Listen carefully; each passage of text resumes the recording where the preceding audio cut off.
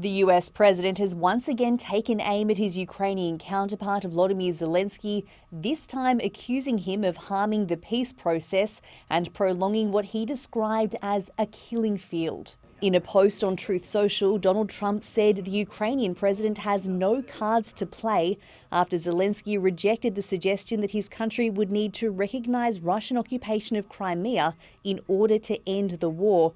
Now, ceding Crimea, which was annexed by Russia in 2014, is just one condition of an American peace proposal that's been leaked to some media outlets.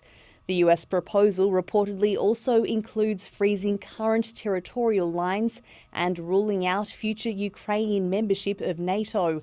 Echoing other members of the Trump administration, US Vice President J.D. Vance said that if Russia and Ukraine don't agree to this new proposal in the coming days, the US will walk away from negotiations. We've issued a very explicit proposal to both the Russians and the Ukrainians, and it's time for them to either say yes or for the United States to walk away from this process. We've engaged in an extraordinary amount of diplomacy, of on-the-ground work. We've really tried to understand things from the perspective of both the Ukrainians and the Russians. What do Ukrainians care the most about?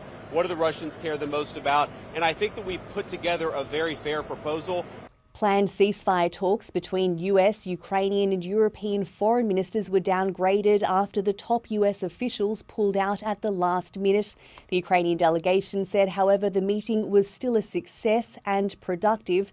It says US Special Envoy Steve Witkoff prepares to head to Moscow to meet with the Russian president for a fourth time.